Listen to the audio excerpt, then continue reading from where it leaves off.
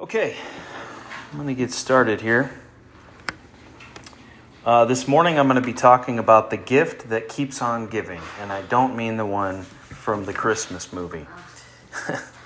I have kind of an interesting spin on something that Jesus said, and we all know that God said, or Jesus said, it is more blessed to give than to receive. And so this concept of giving is clearly something that is important. Anything that Jesus said is something we should take note of. And so giving should be an integral part of our life, all the different things. And I actually love this idea of being a blessing to others. It's something that I personally strive for, right? The world knows it as philanthropy, where you give things to better your brothers and sisters as humans, right? So some people give to charity. Some people will donate to universities to help students get an education. Some people will donate overseas. Like, there's so many ways that we can give both home and abroad in our lives. And I think that this idea is wonderful, that everybody should aspire to. My personal goal in life is to get to a place where financially I can give away 50% of my income. Half. Like, if I could get to a place financially where I manage things just right and I can just donate 50% of my income, that to me is making it, in my opinion. Like, I've made it at that point. And I'm going to get there. At some point in my life, I'm going to be able to easily, month by month, give half of my income away and still be okay and still be able to live. And I think that, whether that is something that you think about or some other version of that, we should all get to that place where we want to give. And we feel as though that's a blessing to others. And sometimes it can be difficult. When we give things, sometimes we don't always see the return right away. I was learning a lot these last few weeks in training. And one of the things that they highlight, because this is leadership training that I've been going through, is an acronym called WIFM. When you're leading people, a lot of times their first reaction is WIFM, which is, what's in it for me? They always think, what's in it for me? And as we give to people, as we bless other people with the fortunate things that we've been given, sometimes it's a natural inclination to have that reaction. Well, wait a minute, what's in it for me? If I give this away, if I live this lifestyle of being a blessing to others, what's in it for me? And there's a lot of things in the Bible that highlight what that is and what that means. And I'm going to talk about kind of a different approach to it. Like I said, kind of a unique approach to what this looks like as giving. But before we get to that, I want to kind of break it down. And so, like I said, I want to get to the place where I can give 50% of my income away and not have to think twice about it. Until I get there, I try to outgive everybody I know. It's not a competition, but that's just where I start. Like, okay, until I can get to the place where I can give 50% of my income away, I just want to know that I've outgiven everybody in my life, because that just makes me feel better inside. I feel more peace about that. And this concept of giving is very important. But there's a facet of giving, a certain part of giving that I do believe we miss. We miss it. We don't get it. Like, we overlook it. And that's what I want to talk about today. So, to get your guys' brains rolling like I normally like to do, I'm going to give you a practical example. Has anybody ever tried food side by side where one has salt and one does not? Maybe you were cooking something, right, and you tasted it, and you're like, this just doesn't taste right. It's missing something, right? And then you add some salt, and all of a sudden, it's exactly what you imagine. You just tried something side by side. One with salt, one without. And I've always wondered why this occurs. How is it that one ingredient can do this for all foods? No matter what the food is, as soon as you add salt, it tastes better. Like, you would think, okay, different ingredients might enhance this flavor or this flavor, like that makes more sense to me. But having one ingredient, no matter what you put it on, pretty much, unless you put it in water, it's going to make it taste better. And I don't know, maybe you like salty water. Growing up in the ocean, I got my fair share of salty water. And while the salt part's like, okay, you really don't like it. But I just found it fascinating that this one thing of salt can make everything taste better. And so one time I heard a chef that I really actually very much respect and I've learned so much from. His name is Jean-Pierre. He's a great chef. He said it like this: salt enhances flavor. Well, now wait a minute. That thing that you tried that was missing salt didn't taste right. And then you add the salt and all of a sudden it comes alive. So if salt enhances flavor, then that means that flavor was already there. It just hadn't been enhanced yet. So no matter what you put salt on, there's already flavor there in that food, in that recipe. I've had times where I'm a huge fan and sucker for soup. I love soup. I could eat soup every day. It's so fun and fascinating to me to just throw all kinds of stuff in a pot and it come out amazing. And I've tried so many different new types of soups over the last couple years of trying new recipes. And several times, for whatever reason, because maybe some of them were kind of intricate, I would forget to put salt, right? And before I was getting to the end, I would take a taste and I'm like, wait a minute, it's missing something. And I would add all that salt and boom, it came alive. And I tasted exactly what it was supposed to taste like. And all of a sudden, it's alive. But all that flavor was already there. So salt enhances what is already present to make a flavor come alive, so to speak. And that concept is true of us and our giving. Now, I'm going to explain how that works. But think about that as I talk today. How salt enhances a flavor that's already there. When it comes to our life and our giving, it can be like that. So you might be wondering, what does salt have to do with giving? And I'm glad you asked. Because one of the greatest things that we can ever bless someone else with, a gift that we can bless someone else with, is our life. Our life can be one of the biggest and most valuable blessings that we can give to somebody else. Now, I'm not talking about laying your life down for somebody. That is the ultimate sacrifice and gift. By saving someone else, you give your life. Of course, yes, we established that. That's not what I'm talking about today. What I mean is that Jesus describes us as the salt of the world.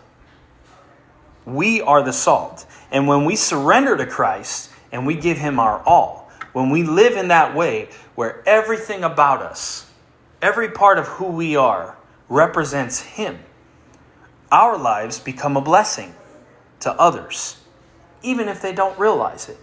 All of a sudden, as we walk with God, we become that salt. It's almost like Jesus living in us is enhancing the flavor of life around us. It's an interesting concept because a lot of times people think they have to give something physical. They have to give something money or valuable. And you can. There's nothing wrong with that. And I highly encourage, if you have the opportunity to give a material good to somebody who is in need, do it. But really, it's our lives that become that gift that we can give, that salt to the world. And the flavors of life are already present because God designed it. So everything is there in life, waiting to be enhanced and activated by those of us who walk with God and emulate Christ in our life, love on God, and give our all to Jesus. All of a sudden, we become that enhancement of what God designed. Just like a soup or a stew or a dish that doesn't have salt, all the flavors are there, ready to go. And it's not until you add that salt that the dish comes alive. That's what a believer and the body of Christ is to the world. even if they don't realize it, even if they don't believe, even if they don't know it. We become what God designed to enhance the flavors that he put in this life. We become the gift, the blessing in others' lives. That's why I'm saying the best and most valuable thing that we can give to people is our life, is to give them something that they don't usually see. In 1 Thessalonians 4, verses 11 and 12, it says, "Aspire to lead a calm and peaceful life as you mind your own business and earn your living, just as we've taught you. By doing this, you will live an honorable life, influencing others and commanding respect of even unbelievers. Then you'll be in need of nothing and not dependent upon others." Peaceful life, honorable life, commanding respect, all needs met. That sounds pretty good, right? Living a peaceful life, an honorable life, commanding the respect of others, and having all your needs met. That about sums it up. Okay, thanks. You guys are dismissed. Just kidding. It's almost like a leader in an organization, right? You can't buy those things. You can't fake those things. You have to earn respect as a leader in an organization. You can't make people lead you, but you can inspire people to lead you by how you act, by the choices that you make, by the words that you speak, by how you treat people. Through all those daily choices of certain types of values that we value, a leader will command respect of others. If a leader truly treats people the way they would want to be treated, their troops will follow them. Their troops will respect them because they know that that leader has their back, and that inspires them to want to lead.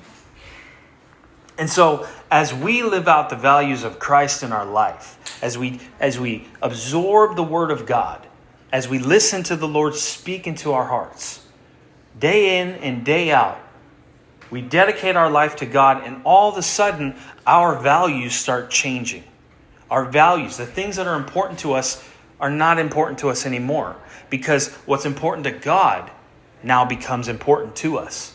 And we know that we'll be taken care of in the process. So we start taking on these values from God, and we embrace them, and we push them out.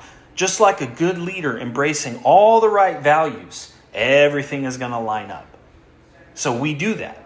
We live for God. We give Him our heart. We surrender. And automatically, through that process, over a lifetime, you attain a peaceful life. You attain an honorable life. Without having to ask for it, you will command the respect of others around you, including people who don't believe in God. I don't know if you guys have ever experienced that before. I've had a few people in my life where, because of the way I lived, because of dedicating my heart to God, even though I knew for a fact that they were not going to change their mind on believing in God, there was a certain respect there that I gained from them. They respected me because I chose this path of faith. They were admiring, wow, I don't agree with that, but that's pretty cool that you can do that, and that you're having such an effect on people around you, right? It commanded their respect, even though they didn't agree or believe in it. And of course, all of our needs being met. These things will just happen. As we obtain the values of God, the things that are important to Him, the way He wants us to live, all these different things, that's what comes to us. And so, this is how we get to become the salt. This is how we get to become the gift that keeps on giving. We are that gift to the world. Jesus came and made the ultimate sacrifice so that we could live with Him within us. And that's how we become the salt to God. And we have to first obtain these values of God. We have to embrace these values from God. And it's through this process that we even find the life that He sees for us.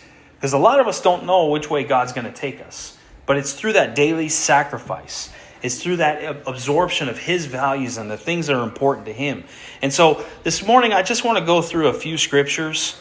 And I'm going to kind of briefly go over them. And I'm just going to talk about how these, when you put it all together, everything that I'm talking about, that you will become that salt to the world, that gift that keeps on giving. So we already talked about the 1 Thessalonians 4 and how through that, right, you will automatically gain that peaceful life, that honorable life, commanding the respect of others, having all your needs met. You're following God. All that stuff is going to come to you. The next thing that God asks us to do to be that salt to the world is to support the weak. It's in Acts 20. He asks us specifically to support the weak. Whether weak in spirit, weak in soul, weak in body. Clearly, this is for people. He wants us to be there as a support system in somebody's life. Specifically, he is asking you to be there to hold somebody up when they are down low. When they are weak, we should be there to help them, to support them.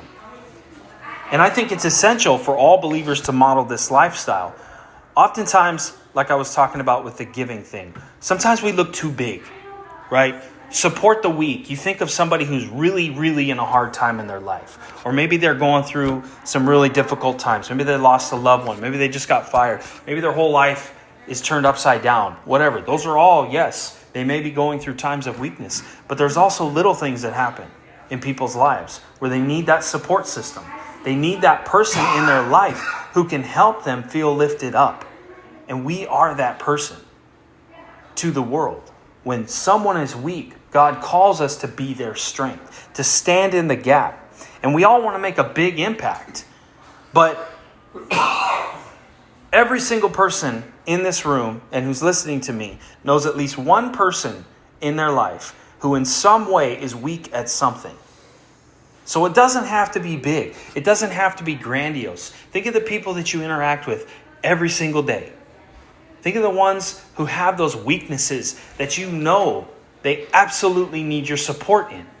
These are the ones that I think God is really referring to. Yes, the bigger examples, we can support people in their time of need, in their time of weakness. But I think God is really looking for the day-to-day stuff. The people in our lives who really, truly need us as a support system. So God is asking us to find that person in our life and just support them. Love on them. Give them what they need. It doesn't mean you have to let them walk all over you. But there is sacrifice in a lot of what we do with God. And a lot of that comes to maturity. Just knowing that that's what we're called to be to the world. To support people in their weakness. We're supposed to show them the strength to inspire them in their weakness. That's the whole point of supporting somebody in their weakness, is that it will inspire them. Eventually it will happen. I know people who are weak in certain areas and it just feels like they're never going to get it. They're just never going to get it. Well, just keep on trucking. Keep on supporting them. At some point, only God can transform people through His Word. At some point, they will be transformed. They will start to get it. Or they won't. But either way, you're doing what God is calling you to do. And that, again, creates the enhancement of life. By you supporting the weak, it goes back to what I was talking about. It brings forth something because most people are not necessarily naturally inclined to do that. Good people want to help others. But when you have someone in your life who is constantly needing support, at some point we all reach our end. Like, okay, do I really got to keep supporting this person? Yes. Yes. You will have peace in your heart and you will become the salt of their life. When we act like this, when we support those that are weak continually, the day-to-day grind where things kind of get old after a while, but you stay steadfast in that support, others around you will start to notice. And they'll start to see, you're different. No matter what, you just keep showing up and helping those people who are in need. You support people who are weak. That's what they start to notice. That is the salt starting to take effect. When you take the bite of the food without salt, it's not as impactful as when it finally has salt. When it finally has salt, it all just comes together in your mind. Your palate connects with your brain, and your brain lights on fire. Like, whoa, that's what it's supposed to taste like.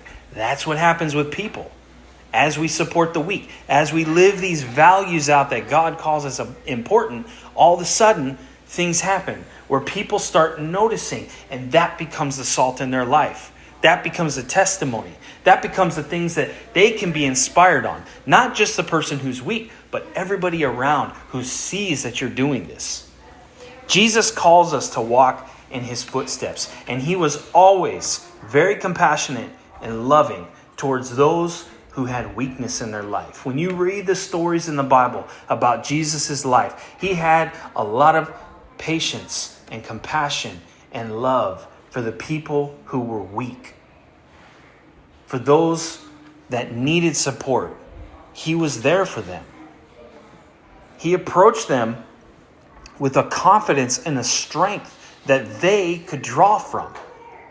They wanted to be around Jesus so that they could feel that support and that strength. Jesus reacted different to people who weren't weak, right? The people who were prideful and the people who thought that they were strong through their arrogance, Jesus showed a little spicier side to them, right? He wasn't the salt to them. He was the hot sauce to them. He was much different towards those people. But to the weak, he was extremely compassionate, extremely loving to them. And so we want to emulate that in our life and support the weak, to be there, to be that support system. The next value that I'm going to talk about, I think it's going to help you in this first one that I mentioned about helping people that are weak. To be able to do that, you have to have this next one. And that is to be mature in your faith and patiently embrace others in immaturity. Because let's face it, a lot of times where people are weak, they're also immature. There's certain things in life that they haven't quite figured out yet. Now that doesn't necessarily have to go together. Some people are just weak for whatever reason. But we have to be mature in our faith and patiently embrace others in their immaturity. This is another value that creates us to become that salt. It's in Romans 15. And I would say that immaturity plagues our society. It absolutely plagues our society. And I don't know if this has always been true because I haven't really lived in more than one generation, but I would venture to guess, because in our country how wealthy we are, all of us are wealthy. Every single one of you listening to me is actually rich because of where you live and because of the setup. No matter how much money you make, it has nothing to do with it. Compared to a lot of other countries, you are so rich, it's not even funny. Now, of course, we lose sight of that. Our perspective kind of shifts after our daily grind. But every single one of us is rich. And so we live in this place where children are raised in that. A lot of them don't have appreciation for certain things. A lot of them are entitled. And that's starting to plague our culture. And I think that really plays into the immaturity. Again, I don't know if this has been true for all of humanity. I'm sure there's a level of immaturity that is obviously true for all of humanity because as we grow up, we mature. But immaturity, I think, is plaguing our society more than usual. But the interesting thing about that is it's not just young people. Most of us were probably thinking young people as I was describing that. But it's both young and old. People have gotten a little confused nowadays, thinking that the world revolves around them. You know, like I heard advice one time that you should be very wise about when you give your opinion. Because not everybody wants to hear your opinion. Not everybody wants to hear what you have to say. But you look at how people troll online. Video comments, social media comments. And it's like everybody has an opinion. Especially when you get to politics. And frankly, I'm not interested in most people's opinions. They just don't know it yet. And they probably don't care, and that's fine. But I keep that in mind before I share my opinion. The point I'm trying to make is that our culture has shifted. We're both young and old. We have this immaturity about us, and we don't even realize it. And it goes well beyond just having an opinion and sharing it when maybe you shouldn't. There's a lot that goes into this. Immature people lack emotional control. To lack emotional control shows that you have not matured in that area yet. Immature people don't know how to activate their intelligence. And immature people often need constant guidance in certain types of situations. Their approach becomes very obvious in life through the situations they encounter, the relationships they encounter, and all the problems that come with all of that. It's usually pretty clear when somebody's immature to everyone else. It's kind of like an alcoholic. They're usually the last person to figure out that there's a problem. It's the same thing with immature people. They are usually the last ones to figure out, oh, I have an issue. I'm immature. I'm lacking maturity. And usually when somebody's immature, there's a lot of drama in their life. It just seems to follow them. And they think that it's everyone else. But really, it comes back to their maturity, their emotional intelligence, their ability to activate regular intelligence in all these different situations in life. I grabbed a couple of funny quotes just to break up the monotony of my sermon. I know it kind of gets old listening to somebody, so I'm going to liven you guys up real quick. There's some immaturity jokes.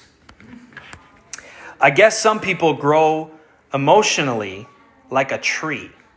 It takes forever for them to grow up. It's not that I'm immature, it's just that you started it. That's a good one. You can only be young once in life, but immaturity can last a lifetime. It's so true. It's so true. So, I asked the question, why would God ask us not only to walk in maturity in ourselves and in our faith, but also to show patience for those who are immature? Well, frankly, I think the answer to that is because it covers a lot of people. There's a lot of people who are immature. A lot of people. And if we just excluded them, that would be a problem for God because He loves everybody. And so He wants us not only to practice maturity in our own life, He wants us to practice patience for those who are immature. Again, these are values from the Word of God who help our life become that gift that keeps on giving, to become that salt that enhances the flavor of life. It is through maturity and having patience for those who are immature. And I think that's what separates us. When we get to that place where we can embrace those things, where we can live that out as a value, where we always constantly try to grow ourselves, we try to become more wise, to become more mature, and to have patience for those who maybe aren't at our pace in that area of their life. It is that separates us. It makes us different. People notice that. It's almost like a breath of fresh air because you don't see it that often. There are very wise and mature people, but they're rare. They're not as common as those who practice immaturity in their life and don't even realize it. They're very, very rare, so they stand out. They very much stand out. I think back to all the situations in my life, whether at a job or just in life. And I can really pick out just a few people who are actually extremely wise and very mature in their life or in their faith. There were so many others who just walked in immaturity and they didn't even realize it. And I was one of them. I was definitely one of them. I remember those people when I was acting in immaturity, those people who came to my life, either through happenstance or on purpose. And they began to speak into my life through that maturity. And it was absolutely transformational. I didn't realize certain things that were going on in my life until I was around those people who practice that maturity, who live in that and have patience for my immaturity. all of a sudden I start noticing that there's something different. There's something different in that person and how they're approaching life and how they're approaching this problem or how they're approaching this relationship with another person. There's something different. It's almost like you're drawn to it. When you're in immaturity and you're around somebody who's mature, it should make you stop and think. Not everybody does this, but hopefully it has that impact. So there's something to be said about walking in maturity because of the impact that it can have. When you look at what Jesus dealt with, this was so for him too. All the things that he had to encounter. He had to be mature in his ministry. He had to be patient with those who were immature. Or he wouldn't have said, "How long must I be with you?" That was him speaking out his patience in their immaturity. He was pointing out that those around him, that they lacked in their faith and their immaturity was frustrating him in that moment.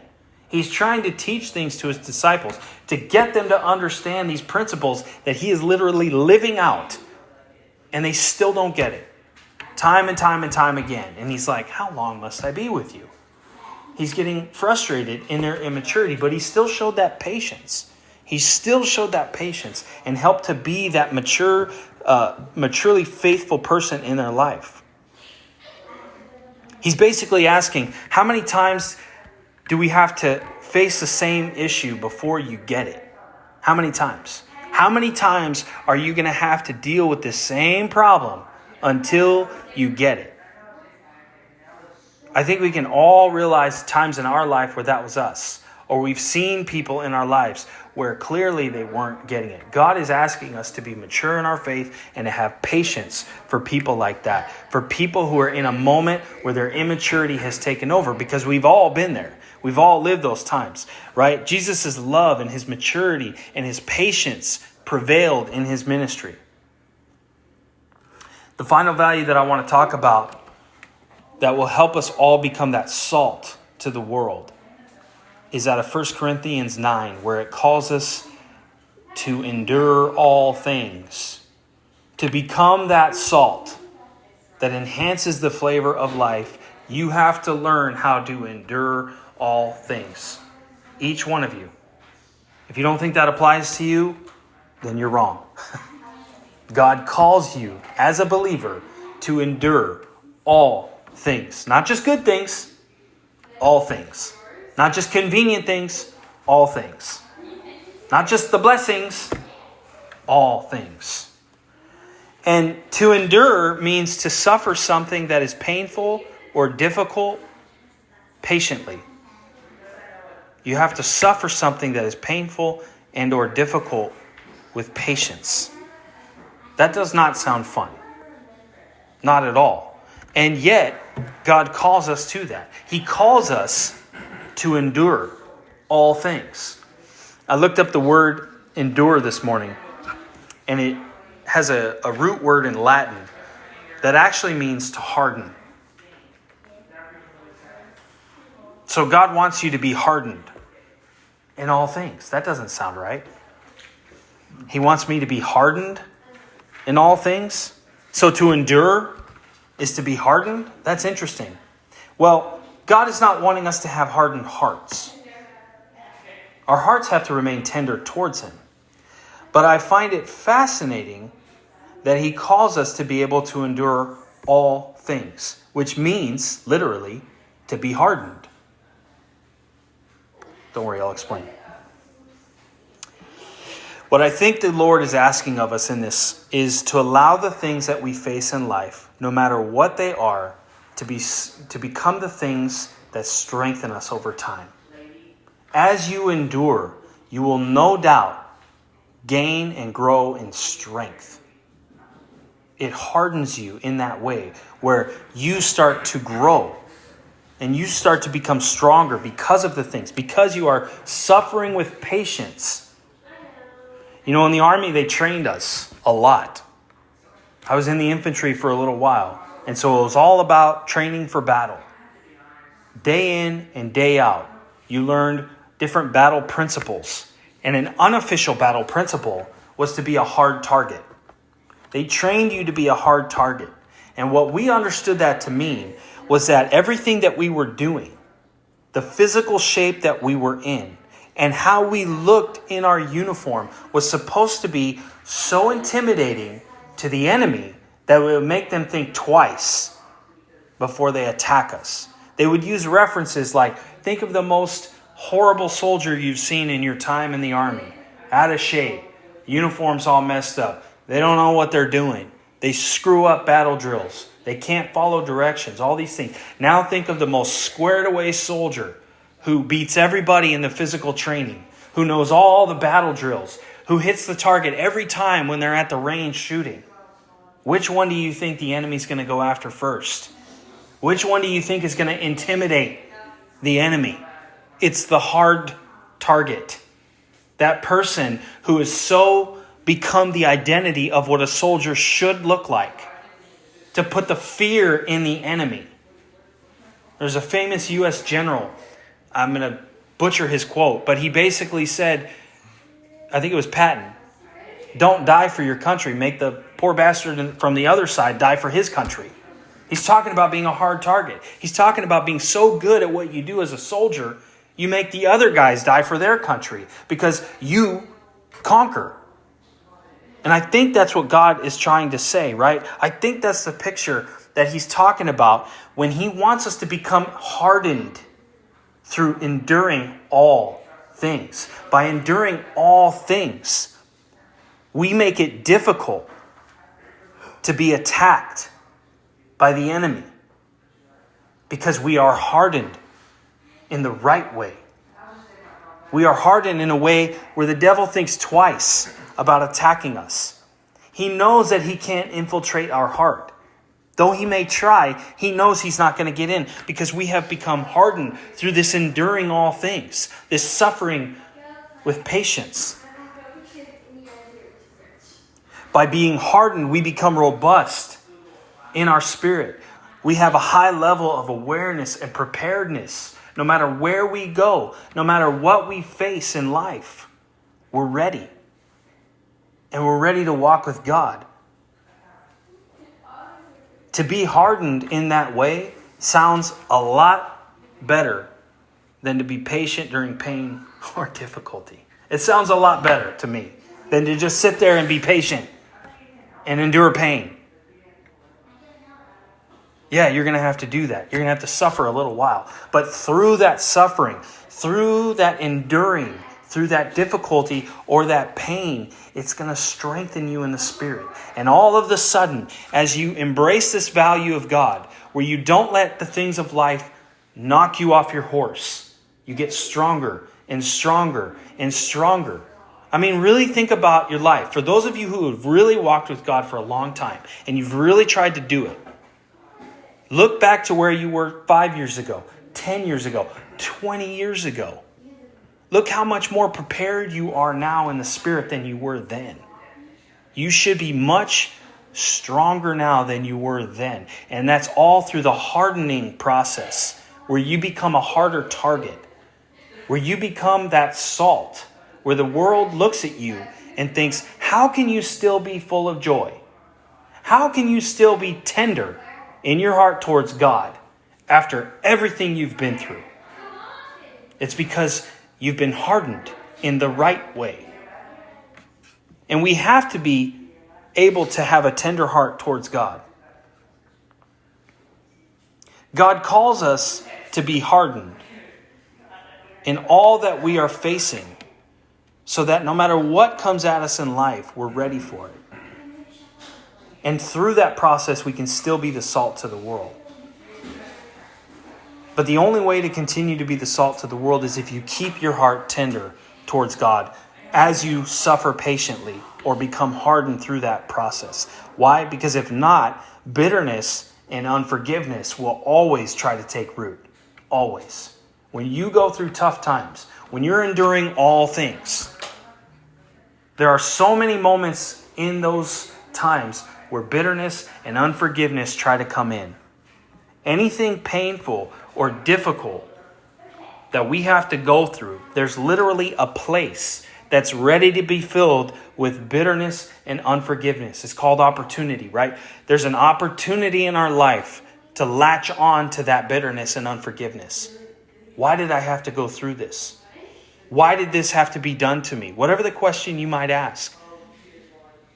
But God still calls you to endure all things. He just asks that you keep that tender heart towards him. Because the very same thing that can harden us in the right way to become a hard target, if not done in tenderness, if not lived out in tenderness, it will certainly harden us in the wrong way. When we approach life with a tender heart towards God, we will be hardened in the right way. When we don't have a tender heart towards God, these same situations that he's asking us to endure will harden us in the wrong way. Our hearts will become hardened towards him. And that's what he wants us to be aware of. People see that scripture and they approach it with that loving, wonderful Christian attitude of naivety. Oh yes, Lord, I'm just going to endure all things because that's the Christian thing to do. And then they hit the most difficult thing in their life that they've ever seen and could have never thought of. And next thing you know, they're bitter towards God. And they wonder why. Well, first of all, they were naive and probably immature as well. But second of all, they weren't tender in their heart towards God. When you endure all things, you have to know in your heart of hearts that God's got you. That he's going to hold you together. That he's going to hold you through it all. We were just singing in worship how good God is. That's what you have to be thinking about as you're going through that patient suffering of difficulty and pain, knowing that God is good. Not just thinking it, not just saying it over and over until you believe it, but knowing in your heart of hearts that God is good and he loves you. That's how you keep a tender heart. And that's how these things that you go through that can harden you will harden you the right way, where you become stronger. You become a force to be reckoned with in the spirit. That's how we grow, is by enduring all things in the right way. And really, what we face in these situations as we endure all things is true for so many things in our life. It's the fork in the road. Are you going to go left or are you going to go right? As you're facing that difficult situation, are you going to choose life or are you going to choose death? God is calling you to choose life. And by learning to live from a place of tenderness towards him in order to endure all things, you will choose life. In other words, you can't endure all things and become hardened in the right way unless you have a tender heart towards God. But it's through that process that we can become that gift, that salt to the world, where they will notice. Have you ever met somebody that has seemingly been to hell and back in their life, and yet they're still walking around? Here it comes. My little reference I always use. They're walking around, my Redeemer lives, right? And it's like, how can you still be singing that song after everything you've been through in your life? I've been here like a witness eating popcorn to a movie. Like, what is happening with this person? How can they have to keep going through so many difficulties and so many painful situations, and yet they're still walking through life singing that doggone song? It's because they've approached God with tenderness, and they've learned to endure all things. And the strength within them is stronger than anything we can understand because it comes from on high. So we can't understand it in the natural, but we can live it through Christ. And it can become something that others notice. And as they notice it, it changes their perspective. Whether they know it or not, whether they believe in God or not, it doesn't matter. They will notice that there's something about you that is strong, even if I can't put the words to it. And that is, you have become hardened in the right way, where no matter what comes your way, with a tender heart towards God, you live out that you believe he is good. And people are drawn to that. All of a sudden, something in their life tastes a little better, and they don't know why. They get this inspiration. Something happens in their psyche where they're like, I want to be that. I want to be able to endure like that. That's why God calls us to that value of enduring all things. Because it's not just critical for our own life and our own growth and our own spiritual standing, but everyone else around us can benefit from that. That's how we can enhance the flavor of life. All these things that I talked about. Our life becomes the gift that keeps on giving. As we embrace all these things that I talked about, as we start to walk for God with reckless abandon, and we slowly but surely grow in Him day after day, and we become more mature, and we do all these different things, we become that salt, that flavor enhancer of life. And people won't even know why, but they'll want to be around you. They'll want to be around you because you've become that salt of life. It's not always everybody that recognizes this stuff. But the important thing to remember is that it's the people who really need it. The people who need it at that moment in their life, they're going to see that. They're going to feel that. They're going to taste that salt. Because they're like, this needs something. My life needs something. I'm missing something. I'm going through this same thing every day and something's missing. And they encounter you and all of a sudden they're like, what do you have that I don't? Because it sure feels like that's what's missing in my life. And they'll crave what you have. That's the whole idea of us embracing these values. Like I was talking about that leader in the beginning. When you work for somebody who's a really good leader and they really know what they're doing with leadership, you can't help but want to follow them. Something comes out within you where you're just like, I got to follow this person. I don't know why, but they just inspire me. I love being around them. Everything they say, I can learn something. Like I just got to be around this person. It's the same thing. The people who need what we have, which is Jesus Christ, they will crave that salt. They will have a salt deficiency in their life, and they will crave anything that adds that flavor because they know that it has that thing that they need. Even if they can't put a name to it, even if they don't know why, they will crave it. So this morning, I just ask that you let God inspire your hearts to carry this out in your journey with Him, where you embrace these values to become the gift that keeps on giving. Yes, continue to give in any way that you can, but understand your life is the gift that God chooses to use. And as you embrace His ways, you become the gift that keeps on giving. Every single one of you. You will have people in your life that crave what you have in the spirit. Not material things, but they crave whatever it is that you ride on every day that keeps you going. They're going to want that. And as you embrace these things, His blessings will follow, both for you and for others, because He is that good. You just have to learn how to give your life to the world. Amen.